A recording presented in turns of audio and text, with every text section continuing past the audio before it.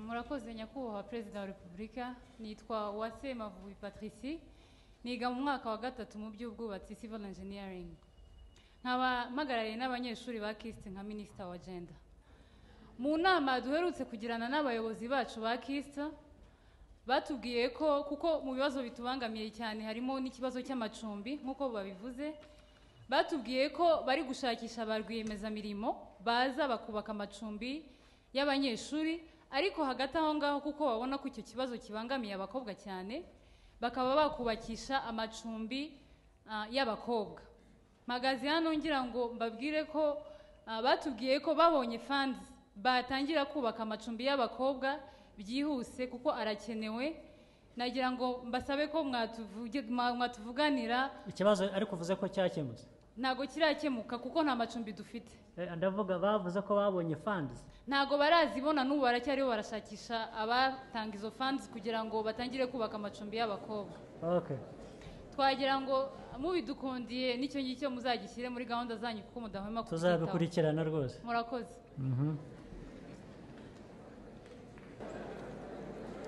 Amazina yanjye nitwa Murinzi John, niga mu mwaka wa gatanu civil engineering and environmental technology. Ikibazo cyanjye kikaba kigendanye n'ibihugu byo hanze byagize uruhare muri jenoside yakorewe abatutsi muri 1994.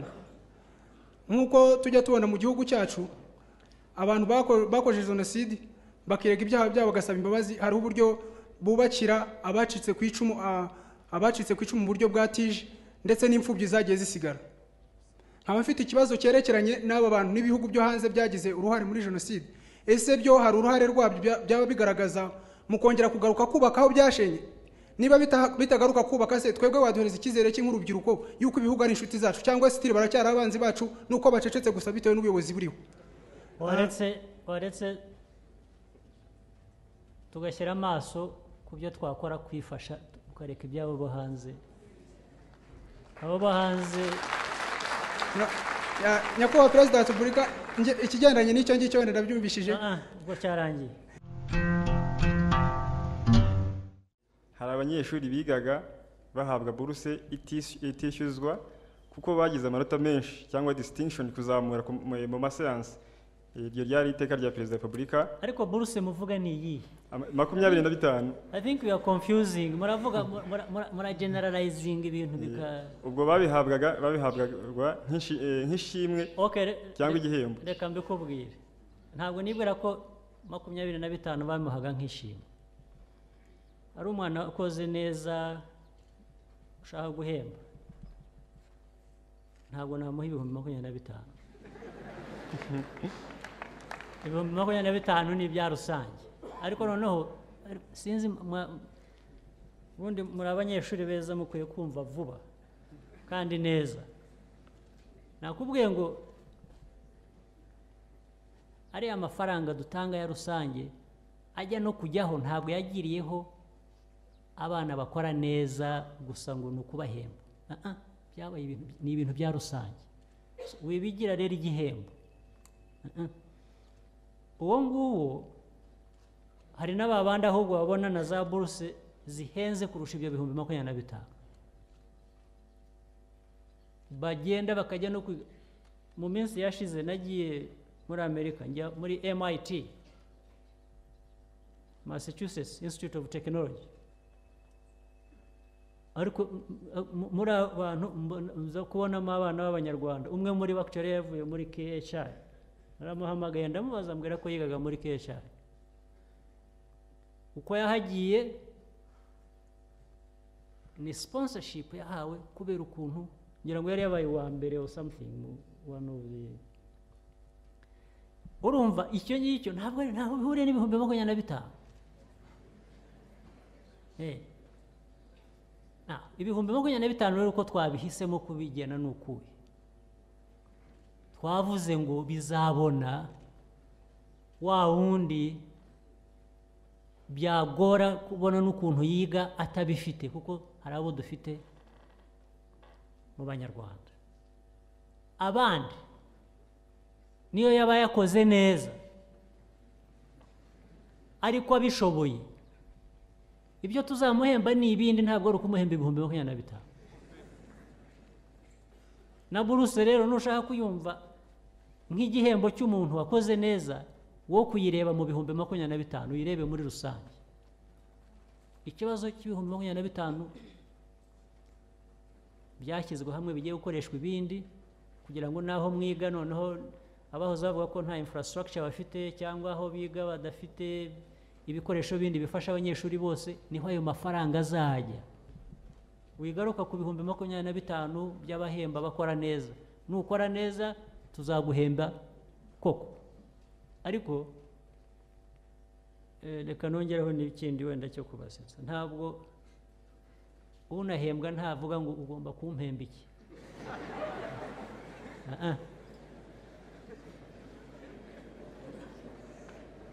Guhemba ni uguhemba. You don't decide a gift. Wowe ugihabwa ntuvuga ngo you must give me this gift.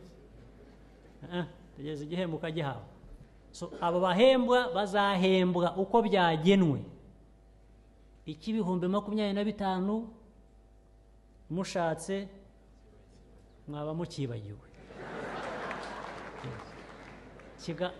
Bigakoreshwa uko twabigeniye kuko birasobanutse, tubisubiyemo kenshi turabisobanuye, tuzakomeza wenda ariko mudufashije mwabyumva tugatera intambwe tukajya kubindi. Undi murakoze nyakubahwa Perezida wa Repubulika, nitwa Habineza Theobald, niga mu mwaka wa 4 Electronics and Telecommunication Engineering muri KIST. Nyakubahwa Perezida wa Repubulika, ni kenshi tubona amadelegasiyo y'abanyeshuri bavuye hanze mukabahamagara mu rugwiro mukaganira, ariko twebwe nk'abanyeshuri bo mu Rwanda ntago dukunda kubona cyangwa se sindabona muhamagara nk'abanyeshuri baduhagarariye. Ntabwo mbahamagara, barasaba bakaza. Umunsi mwasabye muzaza. Murakoze nyakubahwa Perezida wa Repubulika. Hari n'ikindi kifuzo nari mfite. Je kenshi ntabwo nikururira akazi. Iyo umuntu akanzaniye ndagakora. Rimwe na rimwe iyo utanzaniye akazi ndiruhukira nanjye nkakwihorera.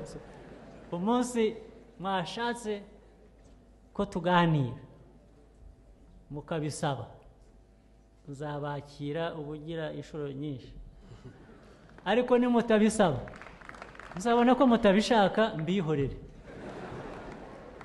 Bariya baza nibo bahitamo kuza, banagera na hano bagahitamo no gusaba ko bambona, ndetse bakavuga n'impamvu bashaka kumbona. Icyo nacyo tugishyira iruhande cyumvikanye, ntabwo nanze kubabona, usibye ko nahagiye barigiye wizanye ntabwo mwampamagara. Hari ikindi cyifuzo nari mfite nyakubahwa Perezida wa Repubulika ku bijyanye no kwihangamo ubushobozi, ndetse nk'abanyeshuri twakoze amasosiyasiyo, ariko nyakubahwa Perezida wa Repubulika ikibazo tugira ku isoko ni kimwe. Iyo tugezeyo baratubwira ngo you are full time, you can't get the time to perform my task. Ngaki? Baravuga ngo iyo tugeze ku isoko tujyanye nk'asosiyasiyo y'abanyeshuri baratubwira ngo mwebwe muri aba full time, ntago mushobora kubona umwanya wo kuza gukora ibyo ngibyo. Ababibabwira ni bande?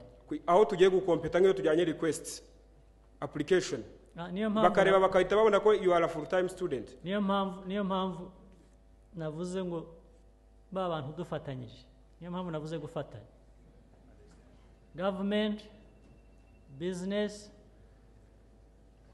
n'abanyeshuri. Yes. Institutions z'uburezi twafatanya nta mpamvu, kuko of course ugiye usaba akazi gasanzwe kari permanent gafite contract cyangwa gafite ibindi, ntabwo bazakaguha ko baravuga ngo no wowe urakiga ntabwo urarangiza. Ariko hari akazi kari temporary. Yes. Ugenda kakorwa icyumweru kimwe, kakorwa umunsi umwe, kakorwa kenshi ibyumweru, ugenda ugaruka aho uboneye umwanya, birashoboka. Reka dukore rero kugira ngo bishoboke. Niba ubungubu practice ifite ikibazo, nicyo navugiraga ngo inzego zibishinzwe n'abantu babishinzwe dufatanye turebe ko byashoboka, kuko birashoboka, tubigira umuco. Yes. aha rero hari igitekerezo nashaka gutanga nyakubahwa perezida wa repubulika. Hari nka opportunities nka zimwe na zimwe like nka data entry to take from hard copy to soft copy, nka decoration nk'izi ngizi. Twasabaga ko twebwe nk'abanyeshuri bafite izo association kuko hari imirimo ishobora gukorwaho kugira guhere mu gitondo saa moya kugera saa 11. Birashoboka rwose. Bishobora guhera noneho saa 9 bikaba byageza na saa 6 hahandi abanyeshuri twe tuboneka tukaba twabikora. None ariko ikibazo twebwe tugira iyo tubibabwiye ntago bashaka mbega ntago barigiramo bya byo gufashanya nk'abanyarwanda n'abanyeshuri. Tugomba kubihindura tukabigira umuco. Icyo dusaba ni ubuvugizi bwanyu nyakubahwa perezida wa repubulika. Rwose urabufite urabubonye. Murakoze. Urabubonye. Nitwa Kivura Ronald, niga mu mwaka wa 5. Ikibazo cyanjye kirajya kuri industry attachment. Mu by'ukuri tubona ko igihe tugenerwa cya industry attachment kiba gito. Icyo mugenerwa iki? Industry attachment. Industry attachment. Yes. Ibintu bya internship. Yeah. Twebwe nk'ubu ndi mu mwaka wa 5 ariko ngiye gukora industry attachment y'amezi 3 gusa. Sinzi ko industry attachment ihagije ku buryo namenye ubu. Ishobora kuba idahagije ariko niba umbwira ngo urayifite already yo ni intambwe. Reka turebe noneho ahubwo uko twayishyiramo more value. Ubwo rwose ikibazo ndumva gisa n'igikemutse ahubwo niba bihari. Okay. Igisigaye ni ikindi. Nagira ngo ahubwo ntayubona na busa. Ariko niba uyibona ukaba uyigaya igihe. Icyo ni ikibazo noneho cyoroshye gukemura. Nukureba ikibazo icyo ari cyo n'igisubizo kijyana n'igihe cyari. Murakoze nyakubahwa perezida wa repubulika. Ariko hari akandi gatoya akifuzo nari mfite. Tuzi ko turi muri partnerships zitandukanye, dufite Komesa, dufite Commonwealth, dufite mu za universities zishobora kuba ziteye imbere kuturusha n'inganda ziteye imbere kuturusha. Kuki bitajya bibaho ko muri KIST haba bibaho? Niba mutabizi KIST mushobora kuba mwarasigaye inyuma, mugomba kuba mudakora. Muzakurikira ahubwo bibaho. Urabizi ignorance yanyu cyangwa inefficiency yanyu mugiye kuyihindura ikibazo. Ibyo birahari, biremewe, birakorwa, hari ahantu nzi bikorwa. Twebwe rero turasa nkaho twasigaye nyakubahwa perezida wa repubulika. Ni bya bindi rero nabyo niba wakurikiye speech yanjye neza. Nababwiye ko hari tasks mufite gukora kugira ngo bitari gutegereza undi muntu uzakuzanira ikintu gusa akakiguha. Go out and look for these things. Get more informed. Have an open mind, you know. Naho nimuba icyo nacyo ni ikibazo dukwiye kuba dukemuraga, nacyo kiri mu mateka yacu cyaremaje abantu. Ujyana ahantu hose niyo muri private sector no muri government ho yo biragoye nyine. Ariko noneho no muri academia n'ahandi ikintu cyo kwicara ukabona ko umuntu ibintu byose bizagusanga huri. No, you struggle, you go out and mugire must be a vibrant students community or business community or all of us. Even no muri government aho bureaucracy iri very costly, naho turagerageza kureba ukuntu twayigabanya. So iyo miterere cyangwa ibitekerezo byacu nitugerageza kubihindura gato aba bantu bashaka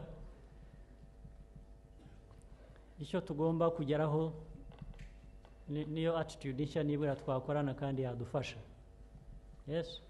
Ntatinze mu magambo, munyemerere ngaruke ku buzima n'imibereho y'abarimu. Kandi bigiye kujya muri speech. Ntabwo mvuga speech ni ikibazo nyakubahwa. Jya ku kibazo. Mu minsi ishize hano mu kigo cya KIST twabonye abarimu benshi bagenda, bikaba byaratudistabinze cyane mu bijyanye n'imyigishirize, cyane cyane ko no gusimbura icyo cyuho bihenze. Impamvu zabiteye nta zindi muzo twagerageje kumenya. Icyambere ni kijyanye n'imishahara, ngira ngo umwana gikomojeho, ariko ikindi kijyanye cyane n'ubusumbane mu mishahara y'abari muri government institution, bituma ba bantu bakora bigendera igihe bonye yuko ubuzima barimo budakwiye. twaba nk'urugero abagenda bamwe ko ari n'abasumbye abandi imishahara sahuba nabyo birashoboka nyakubahwa. Ubwo rero bigomba kuba utarakize neza kuko bamwe mu bagiye ni abasumbya abandi imishahara ahubwo basumbya n'abandi batari no mu burezi ahubwo bari hanze bakagenda ntabwo cyaba ikibazo cy'ubusumbane rero. Nyakubahwa mubinyemerere naba nk'urugero ariko urwanjye warwumvise narwumvise kandi narwemeye. Nyakubahwa munyemereye iyo tureba ubuzima bw'iki gihe birabaje rimwe biragoye kumvikana kuba uri umwarimu muri kaminuza umwana wawe yagera muri kaminuza ukaba utabasha kumwishyurira kandi wigisha muri kaminuza. Izo ni zimwe mu ngero duhura nazo kandi kuvuga no gutaruka munyemereye ngo burya ngo no mu bashumba wa mukuru tumaze igihe turi aho wenda icyo nacyo mwagira icyo mukibwira murakoze. Ariko icyo nacyo niba wumvise muri speech yanjye nakivuze kandi navuze ko kigwa ndakizi nzi ko hari n'abakiga kureba uko twakemura kiriya kibazo sibyo. Icyo wari usabye cy'umwihariko ni iki? Nagira ngo nta kintu nari nsabye gusa kari akabazo k'amatsiko nahoze mvuga nti burya n'abashumba mu bashumba habamo umukuru tukaba twari tumaze igihe nubwo nabo dufite nabo bakora neza ariko burya wenda sindi icyo mu bitekerezo birasobanuka n'ibyo kirumvikana abashumba baraza kuboneka. Nari mfite icyifuzo n'ikibazo. Icyifuzo cyanjye cya mbere na mbere ni uko bimwe mu ngufu zo wigeze ku giti cyawe n'ubuyobozi mufatanyije ari uku employing international investors into the country. Kuzana abashoramari mu gihugu. Muri urwo rwego mwazaniyemo na academia harimo na KIST. Tukaba twari dufite ishami ryitwa NCC hano mu gihugu cyavaga mu Bwongereza. Iryo shami rikaba ryaratangiye igihe cya nyakubahwa Silas yarimo hano ari we recteur. Twararyize tugeza aho rirangiye abatangaga international diploma. Ikibazo ni uko twasezeranyijwe ko tuzabona advanced degree ivuye hanze kugeza n'ubu bigaragara ko itaraboneka kandi ari ubushobozi. What is that? ngira ngo ikibazo yarabajije ati se ko kuva mu 2008 twari KIST yaragiranye amasezerano na NCC yo mu Bwongereza batwemera ko twatangira ariko kuva icyo gihe 2008 twagerageje kugira ngo dutangire ntabwo byarananiranye ntabwo tugeze dutangira ntabwo cost zigeze zitangira byarananiranye nyakubahwa Perezida wa Repubulika. So nta nizabayeho rero ariko ikibazo avuga ni nkaho byabayeho bigahagarara cyangwa ntabwo izo cost zatangiye kuko abanyeshuri n'icyizere kandi n'amasezerano yagiranywe twagomba gutangira ariko bakomeza bizezwa yuko bagomba gutangira ariko kugeza n'ubu byaraniranye ntabwo tugeze dutangira. Ariko abanyeshuri bakaguma bari aho bategereje gusa cyangwa hari ibindi bakora? Barategereje nyakubahwa Perezida wa Repubulika. Ko ndeba hari n'ikibazo cyo kutamenya ibyo ari byo ahubwo no muri KIST. So can you give us time tukabanza tukabyumva neza bifite urujijo asante bifite urujijo ntazi reka ari KIST ari na Minisiteri y'Uburezi n'abandi tumenye neza ibyo ari byo hanyuma sort it out. Thank you. Hano muri KIST harimo full time nangwa government sponsored and private sponsorship. Twebwe nk'abanyeshuri nanone twiyishyurira mu ishami rya electronics and telecommunication na computer science no mu yandi madepartema yishyurira. Umwaka utangira twagize ikibazo cy'uko bongeje amafaranga yo twari dusanzwe twishyura bayakuba hafi inshuro 3. Yes, birashoboka.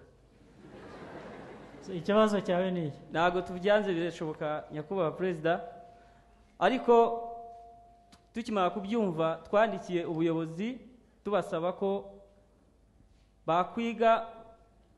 bakwigana ubushobozi bakurikije ubushobozi bw'umunyarwanda muri rusange. Kubona umunyeshuri yari ashoboye kubona ibihumbi 600 bakamushyira kuri 1,5 miliyoni icyarimwe, yari afite n'izindi nshingano akora, ntabwo byari bitworoheye. Guhera icyo gihe twandikiye ubuyobozi batubwira ko bazabijyana muri board of directors, ntabwo byakozwe. Cyangwa byarakozwe mwarimo kujya gutegereza? Twategereje igisubizo turakibura nyakubahwa perezida. Bimaze igihe kingana iki? Twanditse mu kwa 10 k'umwaka ushize, batubwira ko bazaduha igisubizo mu kwa 11 iyo nama yahuye, ntabwo batubwiye. Ubwo bazababwira. Naho byo kuzamura bifite impamvu nyinshi byazamuka, ndetse binaturutse ku mubare w'abanyeshuri bashobora kuba bari na private birihirira ko bangana babishoboye, cyangwa se investments zakozwe mu gutanga ayo masomo ku buryo byarahenze, cyangwa se ibyo gukodesha kuzana abarimu cyangwa kugira gute, hari ubwo biba ngombwa ko ibyo byazamuka. Ibyo na nyakubahwa vice rector wa finance mu kigo yari yabitubwiye, ariko twe twasabye tubabwira ko they should put in consideration to our ability. I think bazabishyira in consideration. Hanyuma twaje kwandika, igihe cyarageze ko dutangira. Abanyeshuri wihangane bazagusubiza. Ikibazo cyumvikanye. Ikibazo nari mfite nyakubahwa perezida cya gatatu kandi oya ni iki cyo ngicyo, nuko abanyeshuri twanditse dusaba ko mu gihe tutarasubizwa nangwa muri gihe bafashe izo measure batureka tukajya twishyura mu byiciro installment kugeza ayo mafaranga yo badushyiriyeho ashobotse. Ibyo still nibo bazabigena. Ntabwo byakoze. Ntabwo natangira igisubizo aho ngaho, cyese tubanje tukajya mu mizi y'ikigitera. Ntashobora kuba mfitiye ibyangombwa byose ubu ngubu. Ndibwira rero kandi icya kabiri, nk'uko nabikubwiye, abirihirira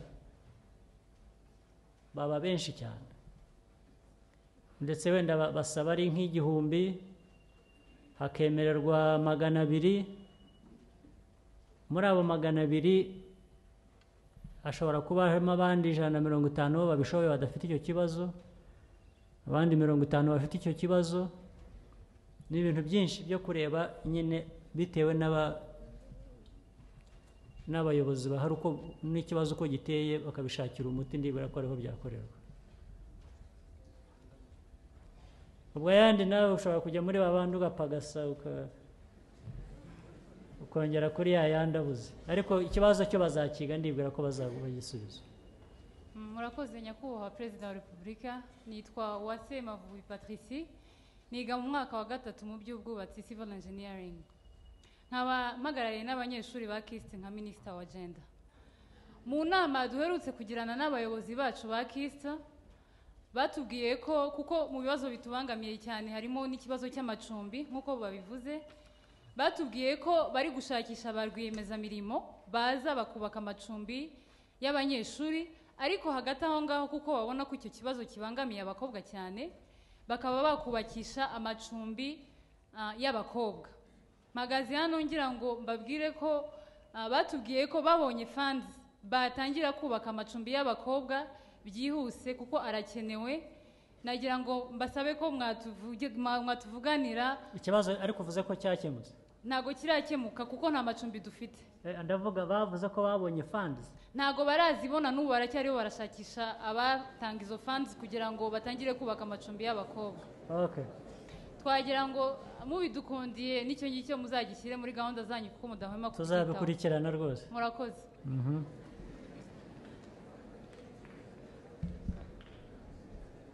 Murakoze, Your Excellency. But let me speak English maybe. Sure. To address some other people. So I'm called Hon Baptiste Rusine. I'm director of KIST Language Center, and I happen also to coordinate the Forum of Deans and Directors of Language our universities. Mhm. And I'm very much concerned by what has been the reaction to your policy of struggling for competitiveness within and without Rwanda. When we hear this, we remember an obstacle, that is limited communication skills among the Rwandan youth. It becomes really not appalling to listen or to hear a bachelor's holder, an engineer, even a master's holder, unable to express himself in English or in French, and even in Kinyarwanda. Sure. And just resorting. The evidence was here, I could see. Thank you. Go ahead, yes. And just resorting to what some people ridicule as Kinyafranglais.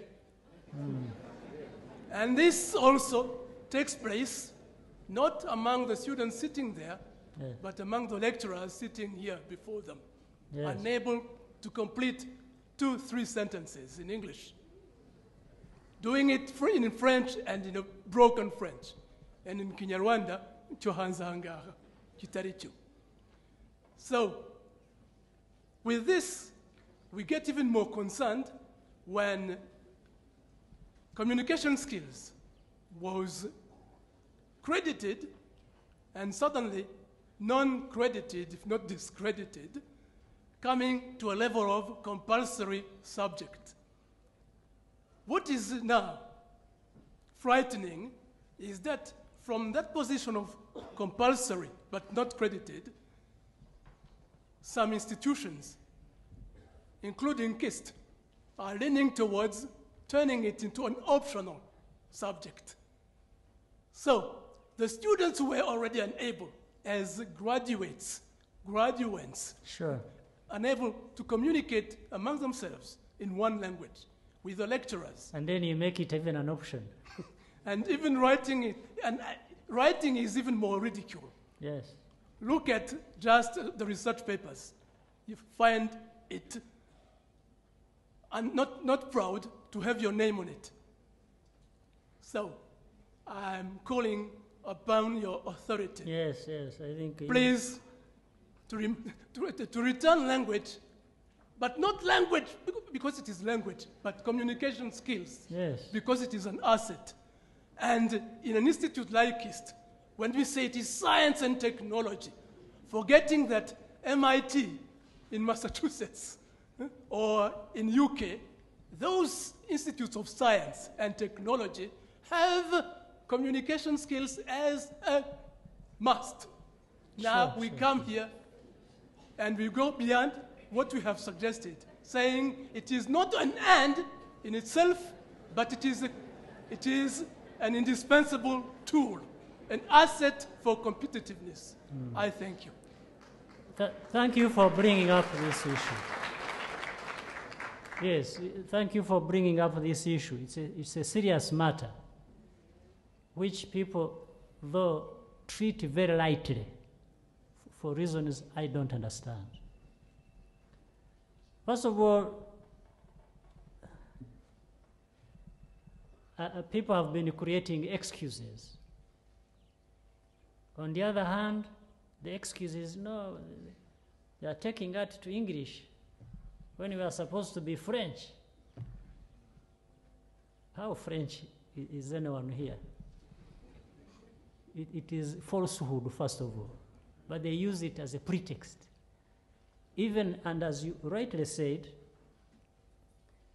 even that complaint which we first faced and which still lingers on, about the shift from from French to English, has been used as an excuse.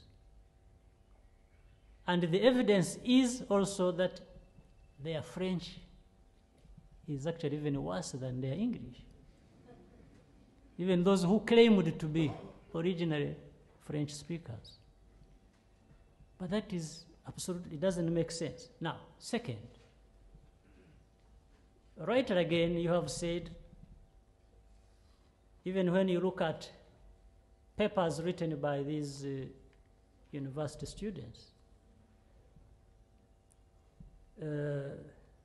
that you wouldn't want to put your name on it. You would feel ashamed, which is also true. But it is also encouraged by our education system, where even somebody actually who has written things you can't even understand, in the end is actually given, is passed, is given high marks, and they don't, first of all, you even wonder how they understood what this person wrote. But they go ahead and give them a distinction. So we even encourage mediocrity in the system. We accept mediocrity and even encourage it. That's another thing. Third, the point you have raised about engineers and others who may think, well, they can get away with it. They don't have to learn languages. That's not true, because in the end, when we have embraced this idea, because I hear people talk about, we have promoted the ICT, we have promoted all kinds of things, we want to be a hub, we want to do what? How you can be a hub without communicating, I don't understand. How you can do business process outsourcing without benefiting from languages, I don't understand. In fact, let me give you a specific example. Not so long ago, several times, I have been inviting some of these big companies to come and establish here, IT or other technology companies. And they have agreed to come, and they like Rwanda, and they like the policies, and they have known what we are doing and what we want to do. So they all arrive almost at the same time, many of them. They have come back to me. They have said, there is a very serious impediment. About mathematics, your people are among the best. Others, science subjects, they are so good. But one very important thing that is putting us off, and you cannot make the necessary investments we needed to make, is the issue of communication. We don't find people with the language skills you're talking about. Here they find it at the lowest minimum. I think some of them even attempted to speak to them in Kinyarwanda, or in the other language you said, which has another name. Kinyafrangle. And they simply don't understand. And they say, well, you see, if we want to establish ourselves here, and through that process, somebody in America will be talking to somebody, and this person must be given an impression that he's talking to somebody, actually an American. Then you must have the language skill to express yourself in that manner that they will take you as such, that will bring them the businesses here. But it's a problem that can be solved. It's not that Rwandans can't learn languages. No, because we've seen them. I have seen some of our young people not so long ago who left here without even knowing a word in English, they've gone to study in the United States. I met some of them in Arkansas, in Oklahoma, in different universities in Massachusetts, in California. I had to ask them whether, and in a very short time, I first got confused. I didn't know whether I was talking to Americans or Rwandese, because of the way now they were speaking their English in a very short time. That means it can be done. But we have got to create the environment for that to happen. And we have got to have the attitude to actually be able to achieve that. We have to have programs in education institutions, and maybe we need to look at, to revisit this whole issue you are talking about, where they make it compulsory and then you said they do what? It becomes optional or elective. In the end, it becomes optional. Maybe we need to approach it differently. Because it is making us lose out on many things. Many, many things, including the jobs we are looking for. The jobs people said they were looking for. So it's a timely, it's a good question, and we need to look at it not only in the policy area. Policy area is not enough. We need even to have that attitude, to want to learn the languages and to learn to communicate properly as expected in this world of competition in these languages. Absolutely. So I agree with you. Yes. I thank you, Your Excellency. Okay. Go ahead. Murakoze nyakubahwa Perezida wa Repubulika. Nitwa Gatesi Anuarita, nkaba niga mu mwaka wa gatatu muri Electronics and Telecommunication Engineering hano muri KIST. Ngendeye kuri message mwaduhaye nk'urubyiruko ndetse n'abayobozi b'ejo, mwagarutse cyane ku gukoresha ingufu zacu mu kwitanga kugira ngo twubake igihugu cyacu. Nkaba ndeba kugira ngo ibyo byose bigerweho bisaba ubuzima buzima. None nkaba ngaruka ku kibazo cya mituweli n'ubwo ntandukiriye cyane ku yandi makaminuza, ndavuga nka kaminuza nkuru y'Ibutare cyangwa se KHI, bagira ubwisungane bw'umwihariko apari ya mituweli ku buryo bashobora kujya kwivuza aho ariho hose, nubwo kuri mituweli handitseho ngo ufite ikarita ntarembera mu rugo. Ndatanga nk'urugero, umwaka ushize ngiye byansabaga gutanga mituweli ahantu habiri, kuko hari aho ugera bakakubwira ati ntabwo dukorana na hopitale y'i Kigali, ntabwo dukorana na hopitale y'Amajyaruguru cyangwa se iy'Iburasirazuba nk'aho hose. Nkibaza ntese muri KIST nka kaminuza n'ubundi nkuru nk'izindi zose, twe nta bwisungane bundi wenda mushobora kutugeza kugira ngo tuze twivuza nk'abandi banyeshuri hirya no hino mu Rwanda. Kuki se nyine bitakora? Nibazaga nyine impamvu ku buryo wenda mwatuvuganira nabyo bikagerwaho, kuko natwe biratugira. Ntimugira system, ntimugira structures cyangwa mechanism muri university yo kuganira icyo kibazo nyine? Why wasn't it brought up ku buryo gikemuka? Birashoboka, nibyo bikwiye gukora. Nibyo ubwo bumvise abakisi abayobora. My name is Shema Julien. I'm a student in FIFIA, Electrical and Electronics Engineering at KIST. My question is about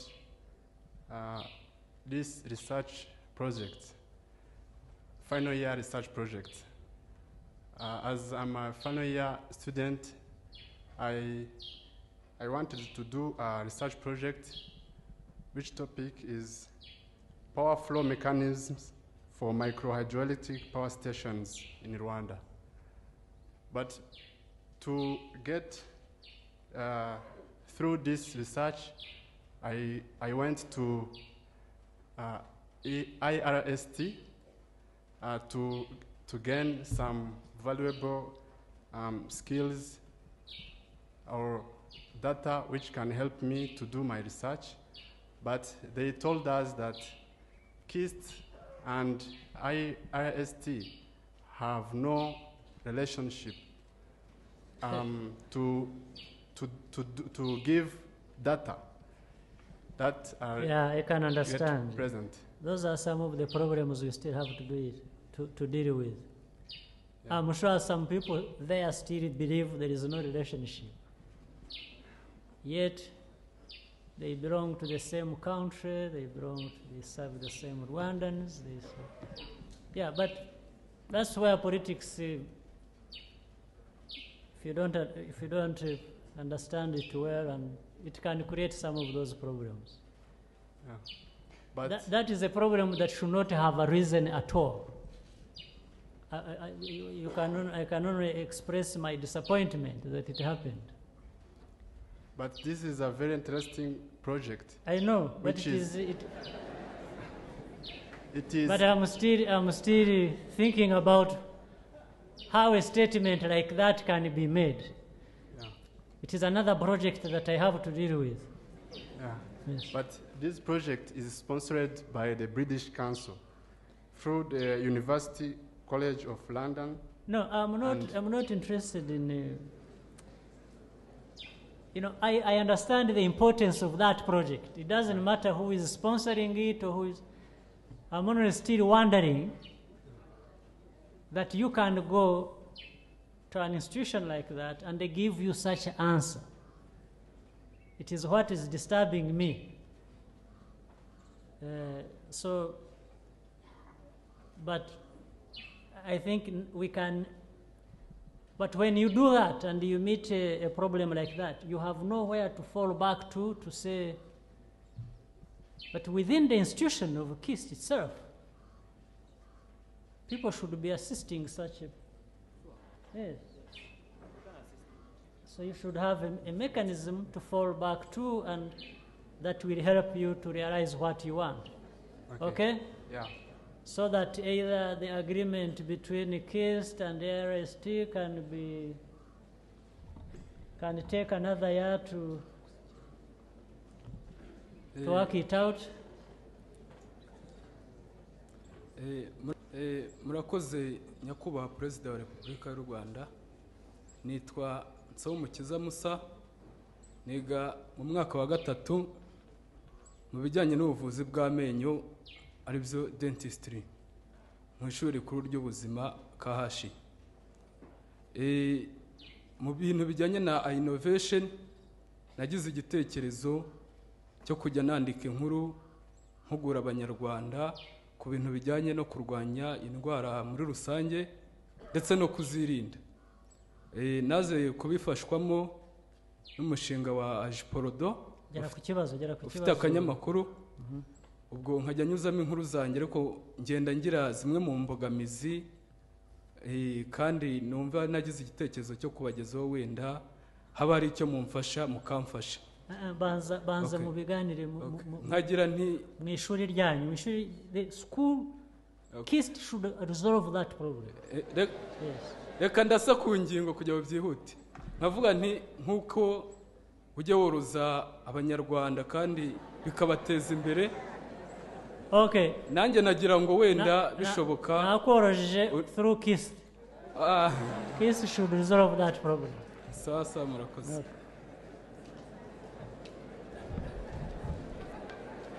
Murakoze nyakubahwa Perezida wa Repubulika.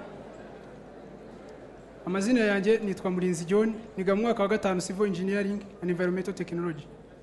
Ikibazo cyanjye kikaba kigendanye n'ibihugu byo hanze byagize uruhare muri jenoside yakorewe abatutsi muri 1994. Nkuko tujya tubona mu gihugu cyacu, abantu bakojeje jenoside bakirega ibyaha byabo bagasaba imbabazi. Hari uburyo bubakira abacitse ku icumu mu buryo bwa tije ndetse n'imfubyi zagiye zisigara. Nkaba mfite ikibazo cyerekeranye n'aba bantu n'ibihugu byo hanze byagize uruhare muri jenoside. Ese byo hari uruhare rwabyo byaba bigaragaza mukongera kugaruka kubaka aho byashenye. Niba bitagaruka kubaka se twebwe waduhereza icyizere cy'ink'urubyiruko yuko ibihugu ari inshuti zacu cyangwa se baracyari abanzi bacu nuko bacecetse gusa bitewe n'ubuyobozi buriho. waretse tugashyira amaso ku byo twakora kwifasha tukareka ibyabo bo hanze. Abo bo hanze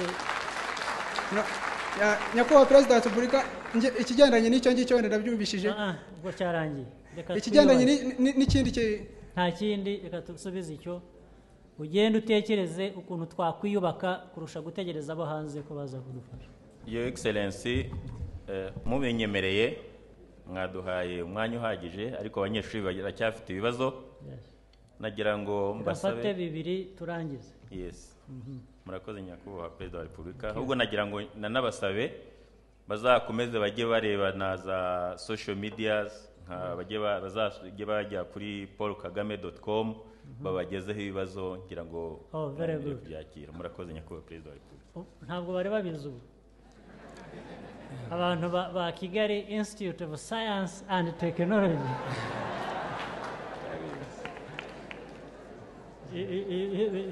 nibo bari bakwiye kuba babibwira abandi. Murakoze nyakubahwa perezida wa repubulika.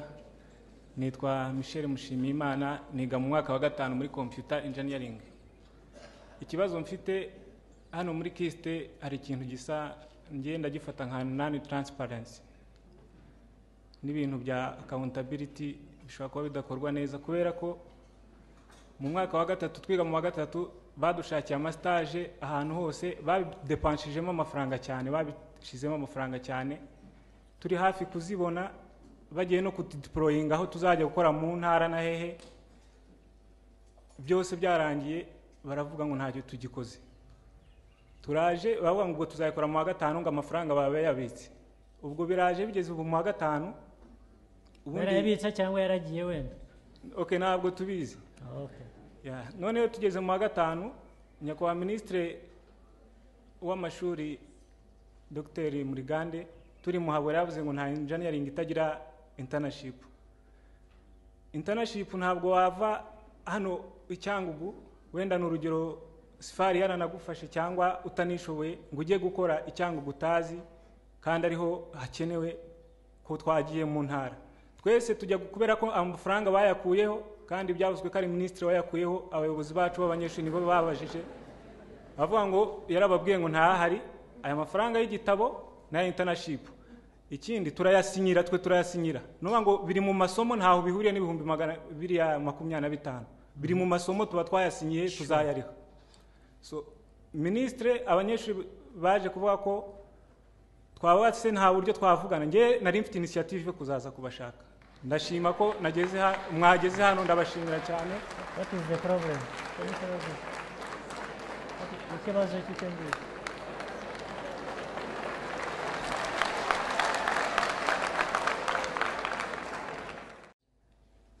murakoze nyakubahwa perezida. Ikibazo abaza abanyeshuri biga engineering mu mafaranga government ariya ya tuition government iha institution, ubundi institutions nizo zibarihira internship, ntabwo abari muri ariya tubaha ibihumbi 250. Ayo rero umwaka ushize KIST yagize ibibazo bya finance, rector wari uriho afata decision yo kutayabarihira, ariko nkuko yabivuze naje hano babimbwiye, mvuga ko nta muntu waba yiga engineering ngo bamugraduating atakoze iyo internship. Turicara dushaka ayo mafaranga, tubonye ko KIST idashobora kuyabona tuyashaka muri Ministry ya Education, dushyira aside some programs kuko we needed to graduate those students. Ariko ubundi muri planning ya KIST bagomba kuba bashyizemo uburyo abanyeshuri babo bagira engineering bagira iyo internship.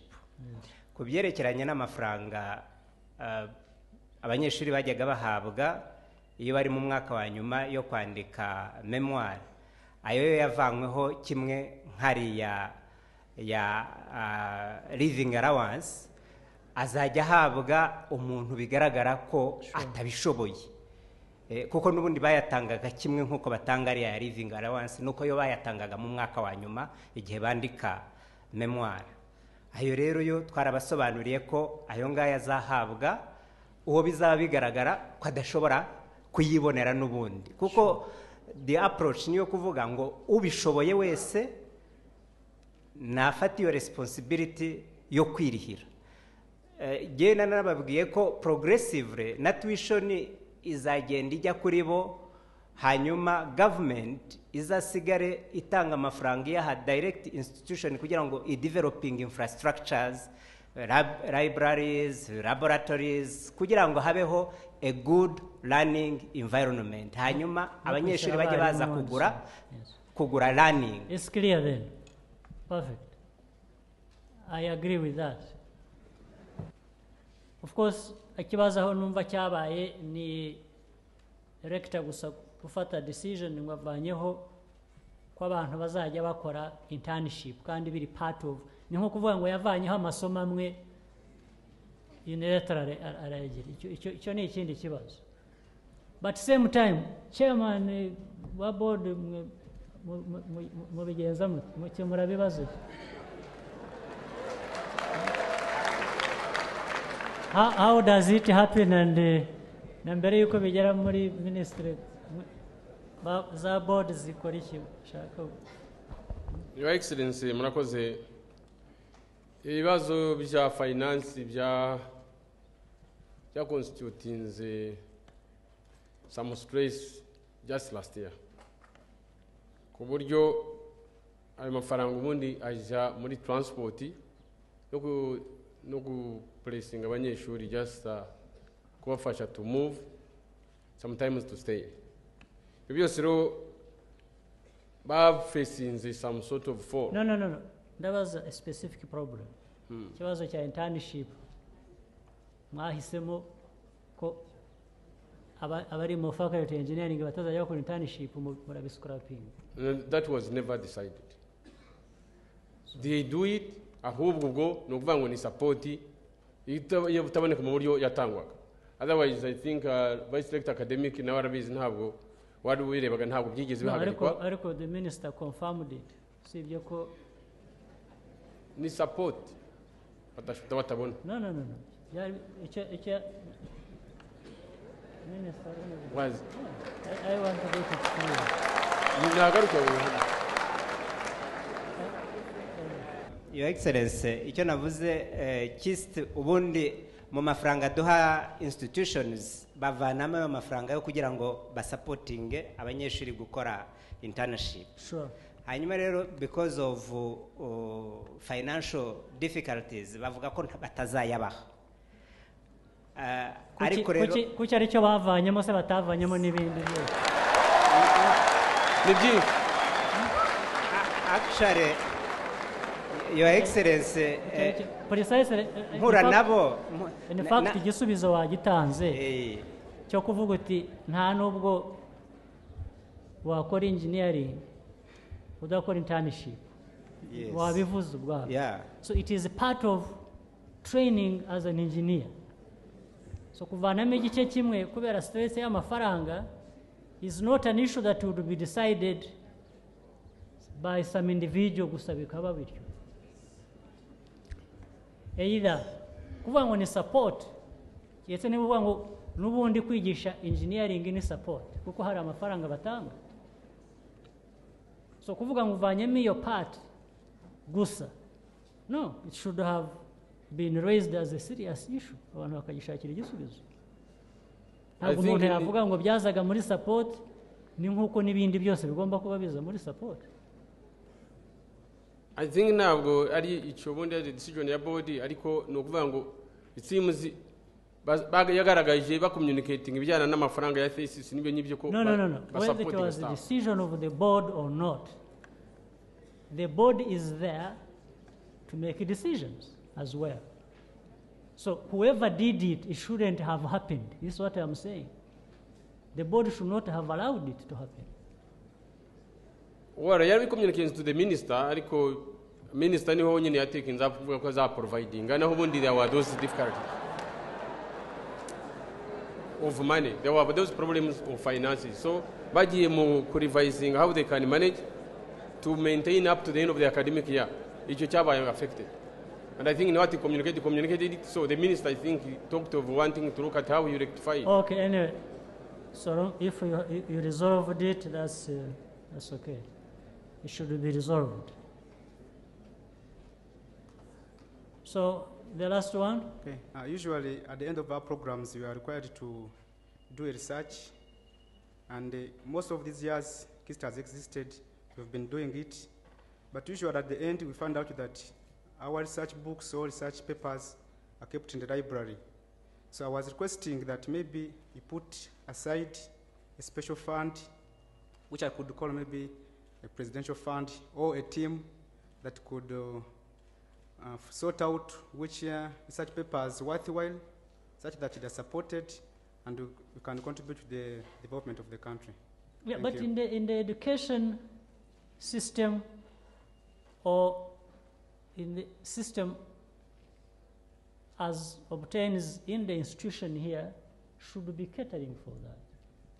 If they have difficulties, then they raise it so that we find means for it.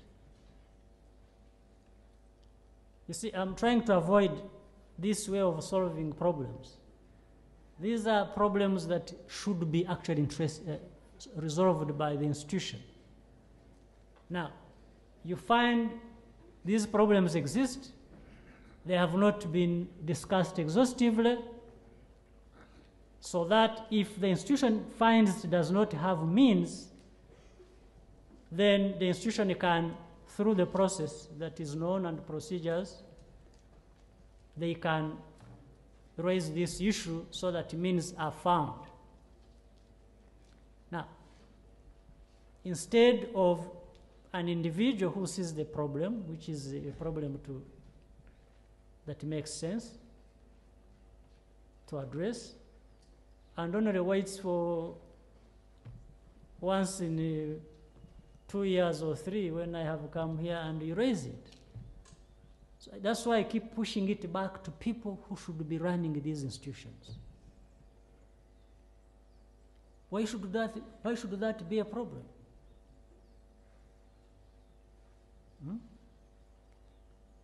That should not be a problem. What do you want from me?